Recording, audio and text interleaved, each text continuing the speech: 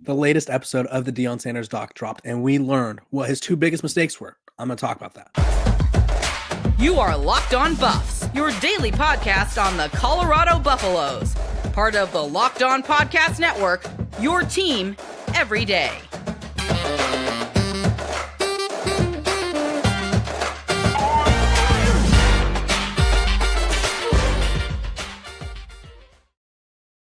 Welcome to Locked On Buffs. I am your host, Kevin Bober. Today's episode is brought to you by Gametime. Download the Gametime app, create an account, and use code LOCKEDON for $20 off your first purchase.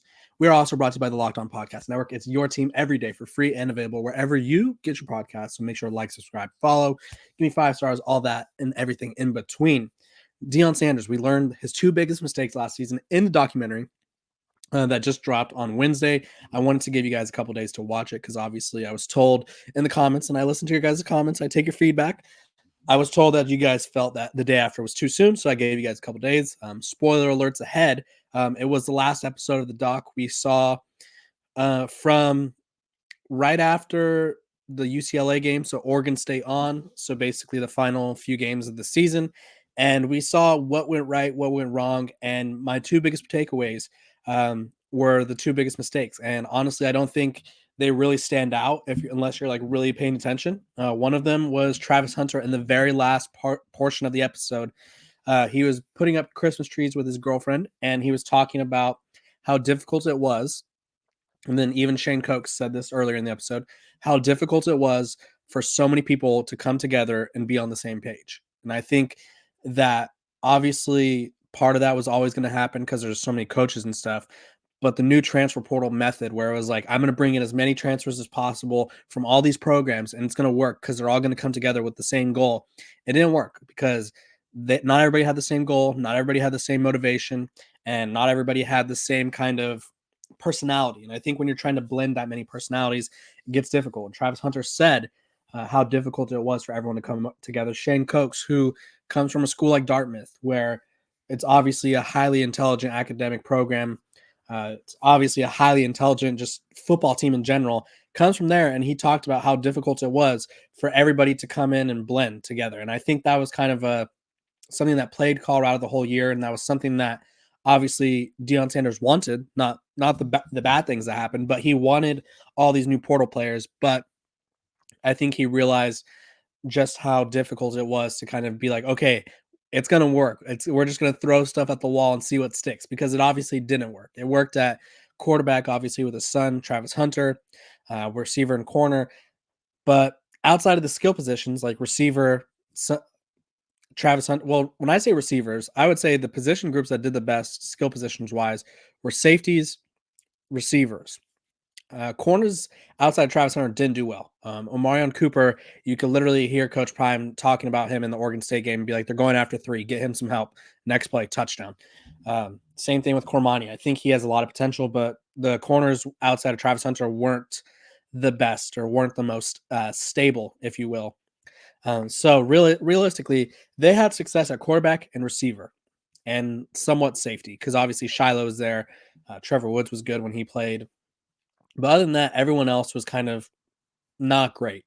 And I think we saw the difficulties of putting this team together. You hear the director of recruiting or scouting talking about how difficult it is to kind of look at what they need. And they kind of gave a little insight. Didn't show who they were pursuing, but what position groups that they felt they needed to target. So mistake number one was bringing in all of these players from different programs and thinking that they'd mesh. I think that's part of the culture not being established as well as it should have been. I think one thing that always stands out to me, and if I had to pinpoint 3 things that Coach Prime did that I didn't agree with, one of the things would be that he said they don't need to. His quote prior to the season about the culture of the team meshing together, and he's like, they don't have to like each other, they just have to win games or something. He didn't care about culture, and I think that will come back to haunt him. Or it did come back to haunt him, just because realistically you need a foundation. And so this was on August 23rd. This is what he said. Direct quote: "I'm not welcoming to that word culture. That's all I heard when I was in Jackson. Culture. Now culture. What the heck does that mean? I don't think you have to have unity whatsoever. You got to have good players. And I think he couldn't be more wrong on that. I think he proved himself wrong. I think there's a lot of good individuals, but I think the culture, as soon as they started losing games, showed that they were not ready for any sort of adversity. And I think it showed that they were sort of hoping that talent would beat everything else, that they're talented individuals like Shedeur, Shiloh, Travis, Xavier, Jimmy, Jordan, Dominic, whoever may be. He was hoping that the talented of the few would outweigh the flaws of the many, and it didn't. And I think that was kind of his biggest problem in year one. So that was the biggest problem, or his biggest mistake that we saw. And then the second biggest mistake was he addressed it when he was talking with, I think it was Coach Hart in the car when they were driving, and they were talking about the transfer portal. And he said, next year, I'm only getting starters. I'm only getting guys that have started somewhere. And I think that comes to show that realistically, and this is probably no knock on him because obviously the team last year was just so bad. He, in his head, was like, I'm just going to get all these guys, all these transfers from Power 5 schools, from wherever, and they're going to play and it's just going to work. Let me tell you, when I went through the transfers a while back, and I'll do it again briefly right now, just based off of like memory of who did well and who didn't. Juwan Mitchell was fine at times. He's shown in the doc taking a phone call while Coach Prime is talking. Now, he said that it was his aunt praying for him, but obviously there's a time and a place for everything. And I don't know if while Coach Prime is talking, if you being tucked away in a separate room on the phone is the best look. Juwan Mitchell had quite a few issues throughout his career in college. And I would say he was all right. I don't think he ended up playing or having the biggest role. Sevion Wilkerson from Jackson State, running back. He did all right. Obviously, the run game wasn't what it was expected. Kari Mans, defensive end, rotational guy at best. Shedeur Sanders was one of their best players. Alton McCaskill, injured. Javon Antonio didn't have the biggest impact. I think we got enamored with his size and speed combination in the offseason workout videos against the secondary that ended up being really bad. And all of a sudden, it was like, oh, this guy's going to be great. And he had moments, he had games. Travis J didn't play that well. Arden Walker, I don't think he was the biggest impact player. JJ Hawkins didn't play much. Reggie Young, offensive lineman, didn't play much. Bishop Thomas, suspended indefinitely. He, as of I don't know when the doc was, well, they did say they had stuff about Jordan Seaton. So the doc was obviously updated recently. So his role with the team moving forward is still in question. He was a bust, though. He had 6 total tackles, was clearly viewed as someone who they thought could put everything together. And every episode, there was some portion about him just not doing what he needed to do. Roderick Ward, safety, I felt like he was good. Jalen Ellis, wide receiver, didn't do much. I don't think he had a catch. Savell Smalls, another 5-star guy who really hasn't hit. Tavares Dawson, he was good at times, kind of fell out of the rotation. Omarion Cooper started a lot. I wouldn't say he was the best, but he gave him a lot of snaps. Jaquez Robinson didn't play a lot. David Connor from Florida, think he transferred or was injured or something. He didn't play. Amari McNeil, he gave him some snaps. He was solid. Chaz Wallace, same thing, solid. Brennan Gant, barely played. Derek McClendon, didn't have the impact that we were expecting. Vito Tisdale, didn't have the impact we were expecting. Willie Gaines, back in the portal. Dave Harris from Old Dominion. Don't remember him having many big plays. Jack Bailey, part of the offensive line. That unit was terrible. Xavier Weaver was one of the best players. Demoy Kennedy didn't play that much. He was expected to do well. Kendrick Breedlove, transfer portal. Jordan Dominic, NFL draft, he did well. Kavosi Smoke had like 2 carries. Miles Slusher was injured. Jace Feely ended up losing the kicking job. Tavion Beasley left. He transferred. Leonard Payne did all right. NFL bound. Linebacker Jeremiah Brown did all right. Alejandro Mata, solid kicker. Mark Vassett, really good punter. He was really good. I think he was probably one of the best punters in the country. Jimmy Horn, really good. Cameron Simmons Craig, really good. Started a lot, played a lot of quality snaps for them. Tyler Brown didn't play. Travis Hunter, obviously one of the best players in college football. Landon Beebe, nothing. Shane Cokes, good leader. Don't feel like he had the best production. Savion Washington started. I wouldn't say he was good by any means. He started a lot though.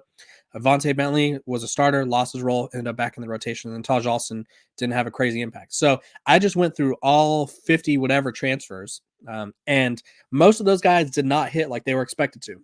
The best guys were the ones that we were expecting, and so Coach Prime talked about this in the doc with Coach Hart, and he's like, I'm going after starters, and so he brings in guys like Yakiri Walker, Tyler Johnson, both linemen that started. Terrell Timmons had some playing experience at receiver. That's one of their least important positions that they need to address, so it doesn't really matter. But then they bring in Will Shepard, who has SEC caliber experience, was one of the best receivers in the country, and will continue to flourish in a larger role with a better offense. Justin Mayers, he started, was one of the best ranked guards in the portal.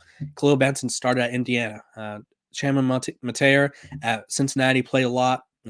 Keaton Wade played a lot of linebacker for Kentucky. His brother didn't play a lot, but he's just a backup, just a body. Preston Hodge played a lot of football at Liberty. And then he took a few chances. Quincy Wiggins and Anquin Barnes at Alabama and LSU, those guys, big recruits that didn't pan out at their first stop. This is the opportunity for them to kind of step into another role. Chidozie Nwanku played a lot. Played really well for Houston. Samuel Lola, defense lineman at Pitt, played a lot. Philip Houston played a lot. FIU. DJ Lundy had 17 starts under his belt. So you could tell that the strategy was a lot different. It went from quantity with some quality sprinkled in there to quality with some other guys sprinkled in there, like Walter Taylor from Vanderbilt and the Wade quarterback twin, Destin. Neither of those guys are going to push Shedeur Sanders for the starting spot, but there's just more depth. That's all they are. This transfer portal class for Deion Sanders for Colorado is much better. They're going to protect the quarterback better. They're going to stop the run better. They're going to get to the quarterback better. And I think those were his two biggest mistakes. And he talked about those, or we learned about those in the doc. I don't think they're going to be addressed a lot, but realistically, you can't bring in 50 new players like he did and expect for them to have culture, expect for them to have the same buy-in. He talked about, I think it was the Washington State game. They were quitting. That's a culture problem. He could say he doesn't care about culture, but I'm sure he's referring to it as something else. Maybe he's not saying culture, but he knows that he can't have a roster full of guys that aren't all on the same page. He learned that. If he thought he could do that, if he thought it was like the NFL where everybody just shows up and knows they have to do a job, it's obviously not. College kids will quit in a heartbeat because they could get that money. They could get that social media clout. At the end of the day, when you're a college athlete, you do whatever you want anyway. So I think those were the two biggest mistakes that I learned about from the doc, seeing those behind the scenes stuff. Just in brief comments from Travis Hunter, Shane Cokes, and even Coach Prime himself. So you guys comment below what your biggest takeaway from the doc was. I'm going to talk about Shedeur Sanders later because I feel like he needs more shine. Even though like he is obviously one of the biggest and best players in college football, I think he deserves more shine and respect for kind of his efforts. This episode of Locked On Buffs is brought to you by our sponsors over at FanDuel. The NFL regular season is wrapping up, but there's still time to get in on the action with FanDuel, America's #1 sportsbook. Right now, new customers can get $150 in bonus bets. That's $150 guaranteed when you place a $5 bet, win or lose. The app is super easy to use, and there's so many different ways to bet, like same-game parlays, find bets in the new Explore tab, or you can make a parlay in the Parlay Hub, the best way to find popular parlays. And there's so much more. So visit FanDuel.com/lockedon and make your first bet a layup. FanDuel is the official partner of the NFL. Welcome back to Locked On Buffs. I appreciate you guys for tuning in and making me your first listen of the day. Like I say, we're free and available wherever you get your podcast. Make sure to like, subscribe, follow, give us 5 stars. It's time to talk about Dre'lon Miller. He was one of the couple Colorado guys that are participating in one of the All-Star games. And so he had some interesting quotes that I want to talk about, and I wanted to kind of discuss the buy-in that I like to see here. So he is one of the notable Colorado players of their 6-member class. Was one time a Texas A&M commit, chose Texas A&M or over LSU and USC, but he ended up going to Colorado. He took a few visits and is one of the top-ranked players in the country. And when he was talking to reporters at the All-American Bowl yesterday, so on Thursday, he said, "I'm ready to get there. I'm ready to get to work, and I'm ready to make history." I like that. I like that attitude right there. It was a big decision, a life-changing decision. He continued saying, "I feel 100% with it, and I'm happy with it." And he says, "We have a lot of transfers coming in, and I'm happy I'll get to work with those guys and happy to compete with them." And obviously talking about Will Shepard and Terrell Timmons. And then when he was talking about visiting Colorado, he said, I think he's the best at getting the best out of me when talking about Deion Sanders. I know he's going to get on me a lot, but I know it's going to be for the best of me. See, that's the type of player you want right there. Obviously, Dre'lon Miller is a top 50 recruit. Obviously, he has a lot of potential, but you want someone who's coachable. You want someone who, even if he hasn't set foot in Boulder with official Colorado, it hasn't taken place in an official practice or anything, he's bought into the culture. He had 44 offers, chose the Buffs over everyone. He had Miami, USC, LSU, Texas A&M coming after him, and he still chose them. He's a freak athlete, helped his school this past season to a 12-1 record, caught more than 50 passes for 1,000 yards, 11 touchdowns. He also rushed for 237 yards and a touchdown. Also, just a really good athlete. He's also really good at basketball, so maybe the Buffs can use him. Says he's averaged 17.5 points, so maybe he can get out there and get some minutes. The Colorado team was really injured last time I saw them. So Dre'lon Miller, though, shows the buy-in already. And I think that's what Colorado, like I talked about, was kind of missing. Was I think a lot of those transfers came, a lot of them were from smaller schools. So one, they get to play Power 4 football or Power 5 football this past year. Now it's Power 4. A lot of them got to wear a logo of a big school. A lot of them got to say they were playing for Deion Sanders' team. A lot of them got to enjoy the attention that Deion Sanders' team brought. But when it came down to playing and came down to putting in results, they didn't do it. The buy-in wasn't there. I think that's a culture issue, and I'm going to keep harping on that until we kind of see that change. I think realistically, Coach Prime kind of created that problem by saying he didn't care about it, when in reality, now he's saying that he needs everybody bought in. Well, that's the culture problem that we're talking about. But Dre'lon Miller seems like he's already bought in. I like what he's saying. I like what he had to say to the reporters in San Antonio, because realistically, if you're just bringing in talent, and talent's not going to work hard, or talent's not going to prepare right away, like a certain 5-star corner who I think it was not until whenever the USC game, I think it was week 5, where we didn't see him. That's a problem. But if you got guys who are ready to, he openly acknowledged that they brought in transfer receivers. Will Shepard is going to start.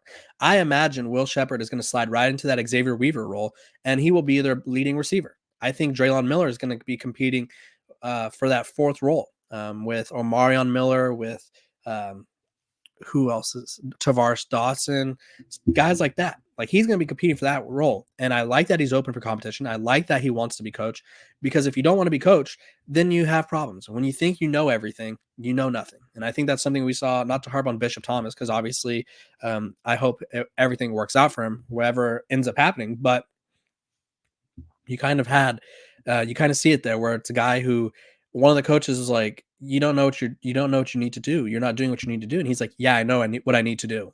And he says what he thinks he needs to do. And he's saying it as in, like, if I just do this and this and this, I'll play. It's not saying it like I'm trying to get better. I'm trying to be better as a teammate, person, student, athlete, whatever. He's just saying it to say the right thing. And obviously you can't have a lot of that. Otherwise you have a bad nucleus. Coach Prime, his nucleus, I think, on the team was a little, I don't want to say rotten, but there was definitely a tough stretch there where I don't think a lot of them were ready for it. And I like the Dre'lon Miller attitude. So look out for him. The Under Armour, or not Under Armour. The Under Armour game was one Jordan Steen played in. He's in the All-American Bowl, the Adidas one. So check out Dre'lon Miller. He's going to be one of the future Buffs to look out for. I expect him to be competing for that 4th spot right away for the receivers. This episode of Locked On Buffs is also brought to you by our sponsors over at Gametime. You shouldn't have to worry when you buy tickets to your next big event. Gametime is fast and easy. It's a fast and easy way to buy tickets for all the sports, music, comedy, and theater events near you. With killer last-minute deals, all-in prices, views from your seat, and their best price guarantee, Gametime takes the guesswork out of buying tickets. They have last-minute tickets, flash deals, zone deals, easy to find and buy tickets for every kind of event in your area.